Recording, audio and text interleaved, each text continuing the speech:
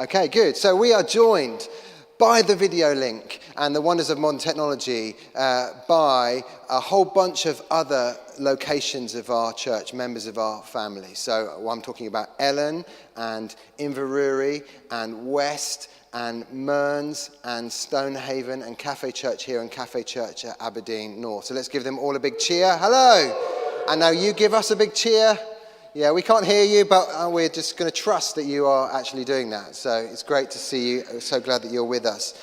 As a family, we've been down south just over the last week or so visiting some members of my family and Taryn's family. We have pretty much no members of our immediate family who live less than 600 miles away. And so it's always a long drive. And just as we were about to drive back up the road the other day, we were saying, hey, wouldn't it be amazing if we could have some chocolate for the journey? That's always a good idea, isn't it? And so we just had a discussion amongst our family. We're going to buy a family pack of chocolate bars. Which chocolate bar will we buy? I wonder what you would choose in that situation. We chose Kit Kats. So there you go, chunky Kit Kats. So we go to the supermarket. My son, we buy a bunch of other types of food, nutritious, healthy, balanced diet and all of that, but also some chocolate bars, family pack of Kit Kats. In it goes. We're driving along the road. Blood sugar levels start to drop. Moods start to drop. Everything gets a bit fractious, and then Taryn remembers, we've got Kit Kat Chunkies. Everything's going to be okay. So we crack open the Kit Kat Chunkies, and then suddenly, universally, all at the same time, we bite into these Kit Kat Chunkies, and we go, ugh! Because my son has picked up Kit Kat Chunkies flavored with peanut butter. I mean, why would anyone do that? Like, the whole of the world has just shifted on its axis. Why would anyone do that? It turns out that those aren't the only flavors of Kit Kat available. And in Japan, when I Googled it, in Japan, there are masses of flavors of Kit Kat, including, and I promise I'm not making this up, vegetable juice flavored Kit Kat, wasabi Kit Kats, and my particular favorite, baked potato flavored Kit Kat. And I'm not even making that up, that is absolutely true. I tell you, the complexities of modern life, eh? Do you know what I was just thinking? This is not the future that we were promised. Like, when I think back to Buck Rogers and Star Trek and Star Wars, when you think about it, everything was supposed to be really simple, wasn't it? Like, everything was just white and clean and quiet and shiny and uncluttered. There was never any clutter on the bridge of the Starship Enterprise, was there? Not that I ever noticed. Everything was going to be so simple, and yet our lives are so cluttered and so noisy and so complex and so confusing. This is not the future that we were promised. What I love about this season in the calendar is that we have the opportunity to gather around the cross. And do you know what? At the cross, there is real simplicity. And so we've been in our journey through Mark's Gospel for about 20 months or something like that. And we are arriving now at the cross. And so we're just going to read in Mark chapter 15. We're going to read quite a lot of scripture this morning just because these words are just so powerful. Why wouldn't we? And we're going to read Mark chapter 15, starting at verse 6.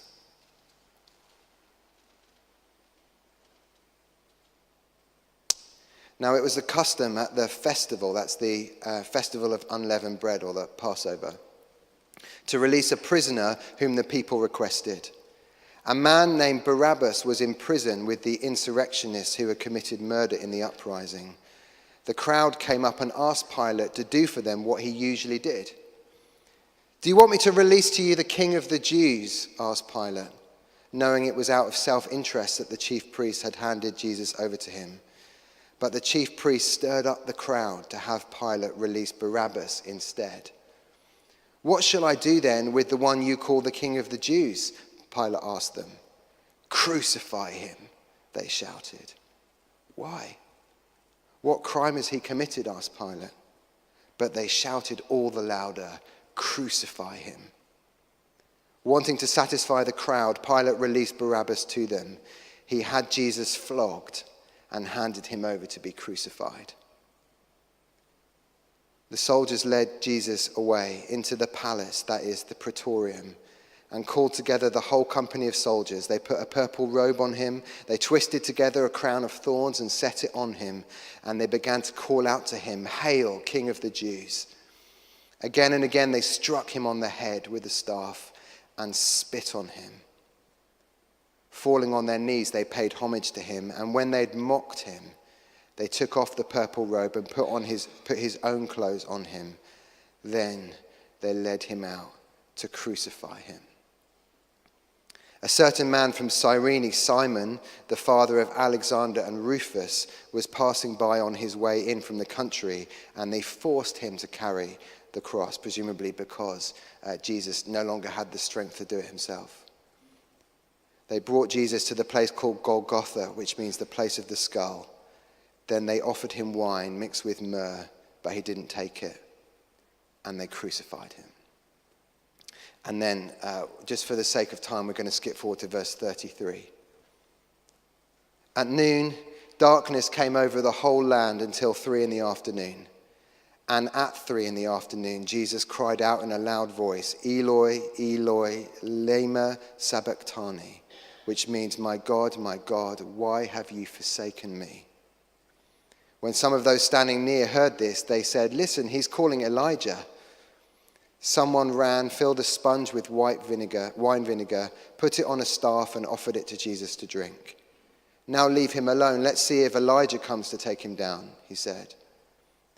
With a loud cry, Jesus breathed his last.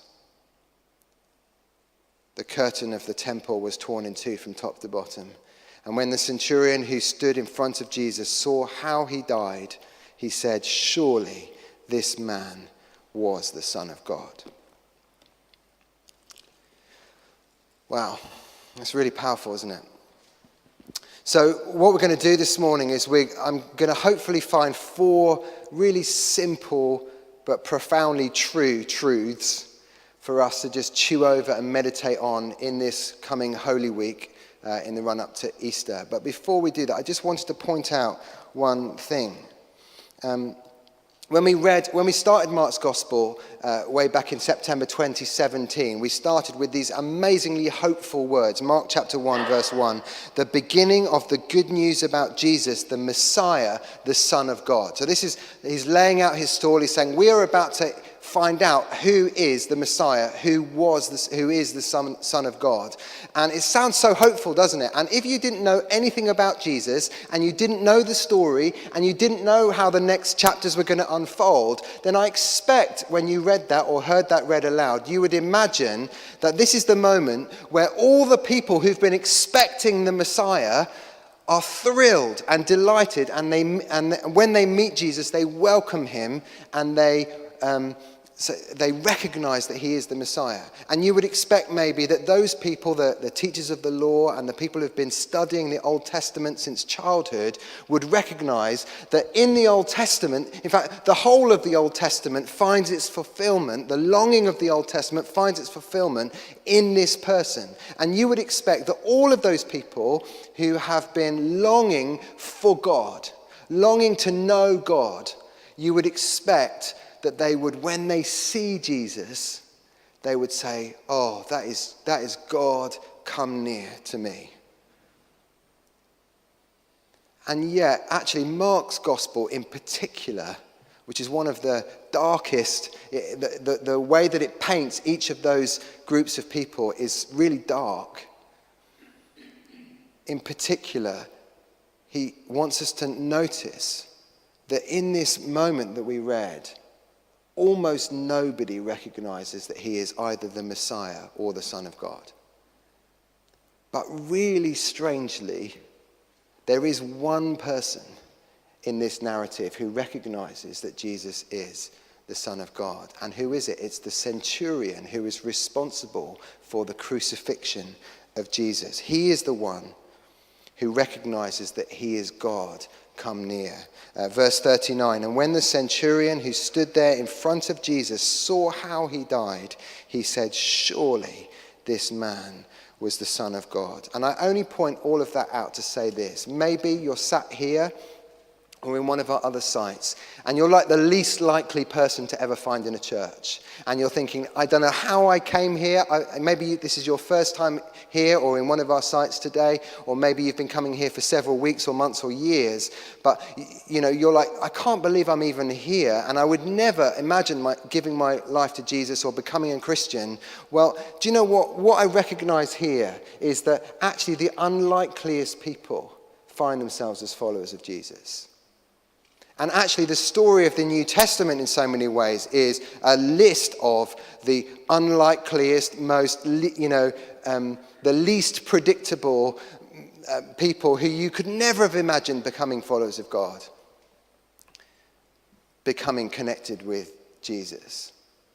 And so really what I want to say is this. At the end of our time together this morning, those of us who are leading services across all of our church are going to make an opportunity for you to become a Christian. And maybe at the moment you're thinking, no, that's not going to be me. But my strong encouragement to you as a pastor would be to give it some serious thought. You've got about 20 minutes, something like that, and then we're going to make that opportunity available to you. Okay, so 4 simple truths for the journey ahead. The first simple truth is this: we are all broken. We are all broken. I don't know if you saw the news this week, but they managed at last to be able to take a photograph of a black hole. I don't know, did you see that? This is the photograph that they took. It's just going to come up on the screen now. It's really beautiful, actually.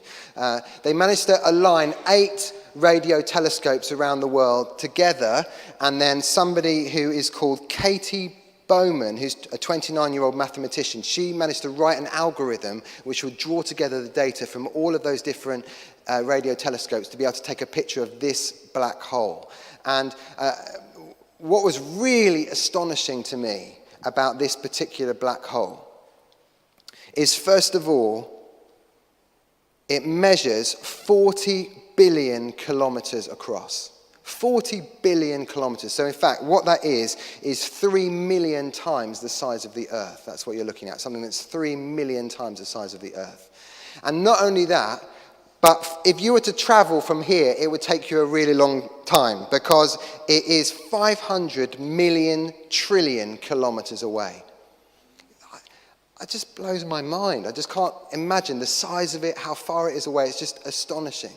And in this passage, what we see is the hands that created that black hole and every other kind of constellation and galaxy and every microbe and every microorganism and every cell, that the one in whom and through whom and for whom all things were made, allowed his hands to be nailed to a cross. And so the question is, why, or how could that have happened? How would it be possible that humankind, the creation, would murder the Creator? And I think part of Mark's answer to that question, he wants us to know that normal, everyday, apparently upright, seemingly godly people can do the most horrific things. Because everybody, the entire human race, is broken and capable of things that they would be horrified by. And so he kind of points out to us, who is it who plots together to crucify Jesus? It's the pastors, the ministers, the religious leaders of the community, who should have recognized who Jesus was and brought him out for everyone to worship him, and yet they plotted together to have him crucified. He wants us to see that the crowds who had been gathering in their thousands to listen to Jesus speak And then, were so excited by what he said and so amazed by what he said, they were even willing to miss their lunch for him. He wants us to know that the crowds who were laying palm branches and their cloaks down at his feet and saying, "Blessed is he who comes in the name of the Lord," just a few days before, are then the ones who are shouting, "Crucify him, crucify him." And he wants us to see that the disciples who've been following him for the last 3 years are nowhere to be seen. I think he wants us to understand that it could have been any of us. I think he wants us to understand it could have been our hands. It could have been us. Because as J. John has so often said, hang on, let me get this right. The heart of the human problem is the problem of the human heart. He wants us to understand that there is a reason why Jesus had to die.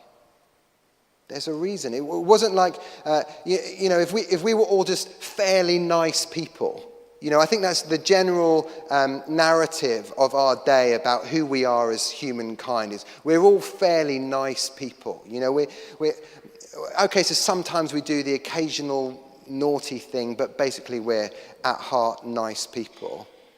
I may have once experienced lust, but it was, Claudia Schiffer, and so,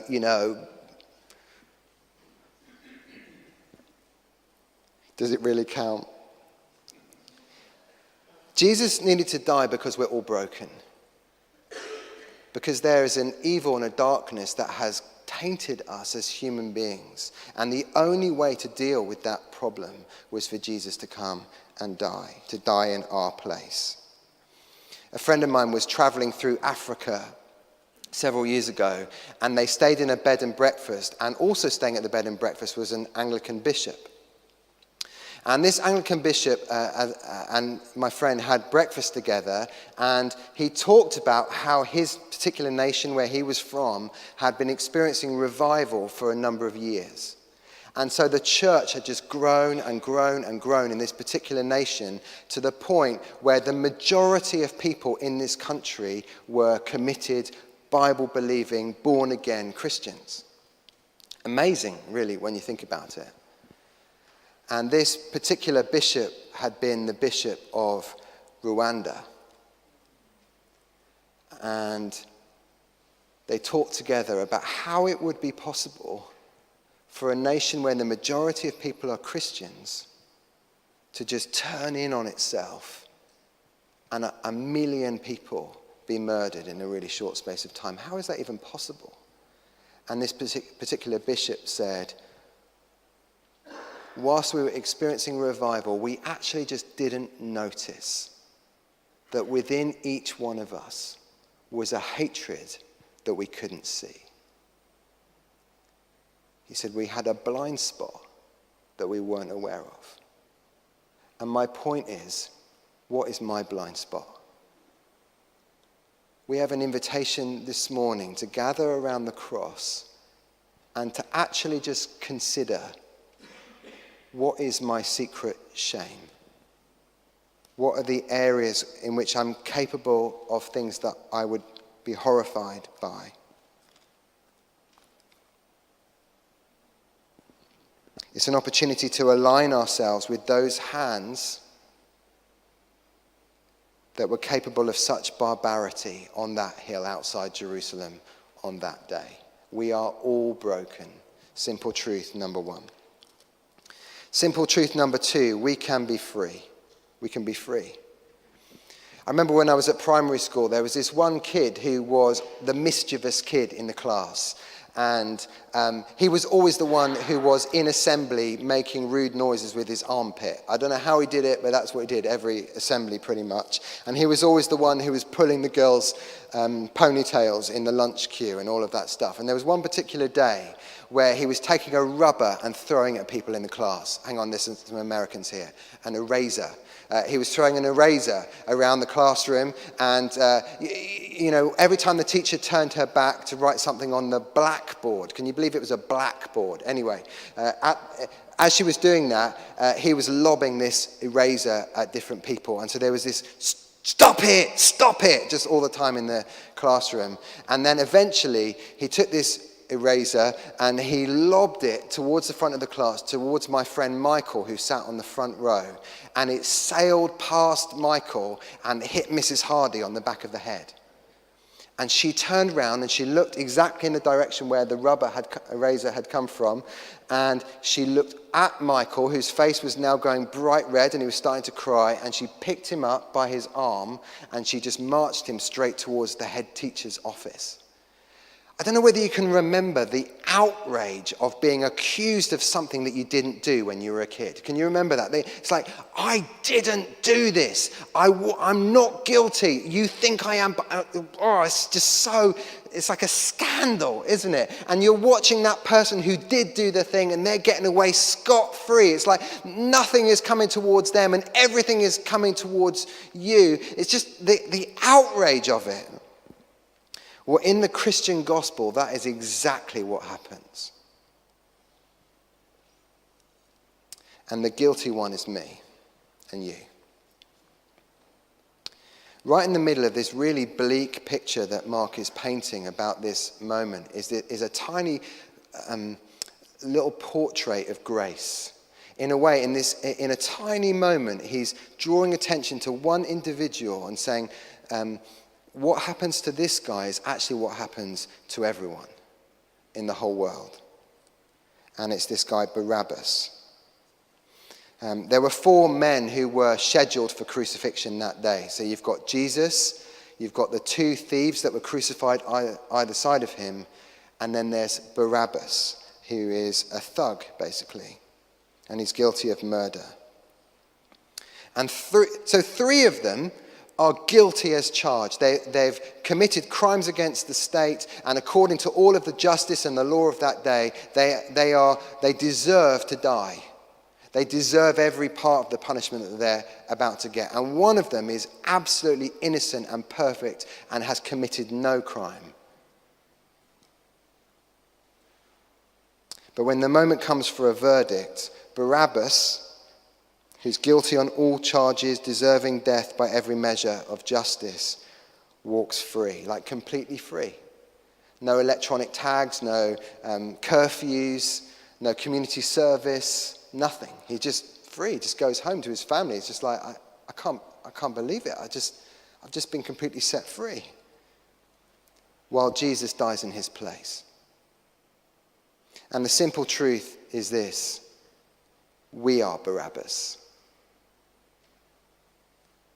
We get to experience absolute and perfect freedom because somebody else has died in our place. I just had a sense this week as I was praying, and it might just have been the cheese I was eating, but I just wonder whether it might be from the Lord, so I'll just share it. And maybe for some of us, we need to come into agreement with what God says about us. If you've put your trust in Jesus, there is a declaration of righteousness over your life. There's no penalty left to pay. You're clean, you're holy, you're blameless in the sight of God.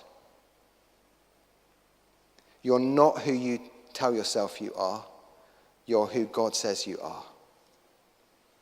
And so therefore it's inappropriate to live with self-condemnation or a self-critical spirit. Because God says you're free.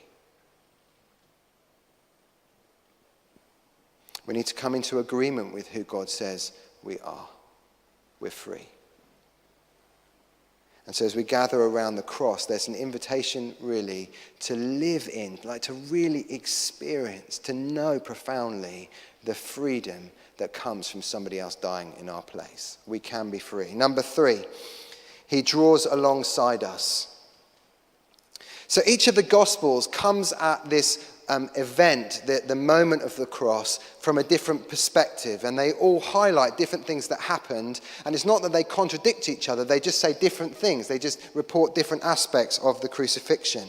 And so while other Gospels report actually some really hopeful moments in the crucifixion. So, for example, when Jesus says, "Forgive them, Father, they don't know what they're doing." Or when Jesus says to the thief who's crucified to the side of him, "Today you'll be with me in paradise." Mark doesn't record any of that, like none of it. In fact, in Mark's account, he only records one thing that Jesus said. And it's in verse 34. It's a quote from Psalm 22, verse 1. my God, why have you forsaken me?" And really what that is the kind of the focal point of this painting that Mark is painting. Or it's like the crescendo of this symphony that he's been building up to. So for some time now, he's been recording every single person who leaves the side of Jesus or who betrays Jesus. So first it's Judas. Then it's in chapter 14, verse 50, it says, "Then everyone deserted him." So that apparently is everyone who was a follower of Jesus at any point, including the rest of the disciples. Then it says the religious ministers, the pastors, the religious authorities. And then it's Peter. And then it's the crowds. And he's left utterly isolated and completely alone. And then worst of all, Jesus seems to experience silence from heaven. For Mark, Jesus is the forsaken one. He's the one who's been forsaken by absolutely everybody. And I was reading this amazing book on the cross. It's called Once and for All by Tom Smale. And he says this: "It's precisely in his forsakenness that he is the companion of all the abandoned victims of justice and oppression of which the world has been full right to our own day. Here he joins the company of those who have looked for help from what appeared to be a stony, silent and unresponsive heaven, and have had their hearts broken because rescue has been denied. The God-forsaken Jesus on the cross joins the company of the God-forsaken." And what he's really saying is this: if at any time I feel like everyone has abandoned me, or I feel utterly isolated and alone, or I feel like heaven has gone silent and God has abandoned me, then in that moment, as I draw near to the cross, what I hear is Jesus saying to me, "I understand. I've experienced the same thing. I know what it's like to be forsaken." My wife, Taryn, has been running recently, which is a surprise to all of us. But she's loving it, which is even more of a surprise, because at school she hated any kind of sports. And when we've talked about it to try and think, why did you hate it so much then and now you really enjoy it? It turns out the PE teacher is to blame. Because the PE teacher used to make them all wear like blue pants and, gather them all at the school gate and then say, "Okay, girls, you're now going to run for 5 miles or something like that across hill and dale and country roads and across rivers." And I imagine that kind of thing. And all the time, as they're all running in their pants in the public across this thing, at the same time, she's following them in her car. And she's leaning out of the window and she's stuffing chocolate bars down her face and drinking Coca-Cola. And she's going, come on girls. She's just stuffing chocolate all the time, not running a single meter while they're running 5 miles. And my point is, Jesus isn't asking us to run a race that he hasn't himself already run. He knows every twist and turn of your race. As we run, he draws alongside us. He comforts us along the journey, and he gives us the power to carry on. He draws alongside us. And the last simple truth is this: he shows us the way. We're all broken. We can be free. He draws alongside us. He shows us the way. Mark's gospel is almost certainly the first gospel to be written, and scholars think that it was written to Christians who were experiencing severe persecution, probably in Rome. And Mark's way of comforting a group of people, an audience who are experiencing proper oppression by the powers of the state and experiencing torture and death and all kinds of other oppression, his way of comforting them is not to say to them, don't worry, wealth is on the way. Or don't worry, just around the next corner you will be healthy and successful. Or God's favor is with you and you're going to experience a turning around of your circumstances. Or anything like that. He doesn't comfort them by saying anything good to them in one sense. What he says is what you're experiencing is absolutely normal for followers of Jesus. And so in Mark chapter 8, which we looked at ages and ages ago now, chapter 8, verse 34, he says, "Whoever wants to be my disciple must deny themselves and take up their cross and follow me. For whoever wants to save their life will lose it, but whoever loses their life for me and for the gospel will save it." And now here he is, carrying his cross for them, demonstrating how to do it, in order that they would later carry their crosses for him. Dietrich Bonhoeffer, who was himself martyred in the Second World War, he famously said this: "When Christ calls a man, he bids them come and die." We don't really share the gospel very often like that, but really to become a follower of Jesus is to offer your whole life. Morna Hooker, who's a British theologian, she said this: "True disciples will still be found trudging along the road that leads to a cross."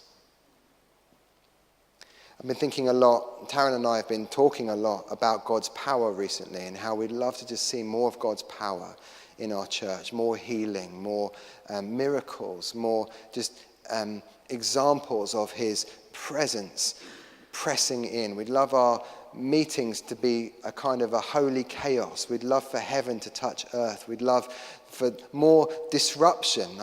We sort of slightly hate how predictable our services are, that we pretty much know that come about 7 minutes time, we'll all be drinking coffee. It's like, wouldn't it be lovely if it was impossible to drink coffee because the power of God had come? But what I've realized as I've been meditating on this passage for the last week is that you can't have the power of the kingdom without the lifestyle of the kingdom. It's the way of the cross. It's the way of the cross. It's a lifestyle of self-denial, self-sacrifice, and self-giving love. While we were down south, and I'll finish with this, we went to a slightly second-rate theme park. Everything felt a little bit second-hand, and Heath Robinson, and it was a funny old place. To give you an indication of what it was really like, the very first ride that we went on, which was a roller coaster, got stuck at the top. And I was like, oh, great, this is just brilliant. I'm going to be here all day. And it was freezing and the wind was howling and we just stuck it. And I looked down and there was a cherry picker, a rusty old cherry picker to the sides of the ride that they obviously use whenever this situation arises. I was just praying, Lord, please don't let me have to go in that rusty old cherry picker. And I didn't. Thank you, Jesus. He loves me, so that's okay. I'm asking for parking spaces next. Anyway, just moving on from that. So anyway, we're going around this theme park and my mother-in-law is there and she's dragging behind her one of those granny trolleys. Do you know what I mean by granny trolley? And in the granny trolley is like everything that you might want to eat during the day. And so as we're walking around, Chuck, would you like a piece of cake? I mean, I've never said no to a piece of cake in my life, as far as I'm aware. It's a universal rule that I have, that you just never refuse cake. But, you know, would you like a sausage roll? Would you like a packet of crisps? Would you like a ham sandwich? Would you like a piece of carrot cake, a hot cross bun? And so all the time I'm walking around this theme park, I'm just feeling so bloated. Like I'm just longing for a day when I might ever feel hungry again. You know, just eating all this food. And then we got to the very end of the day when I felt like I doubled my own body weight during the course of the day.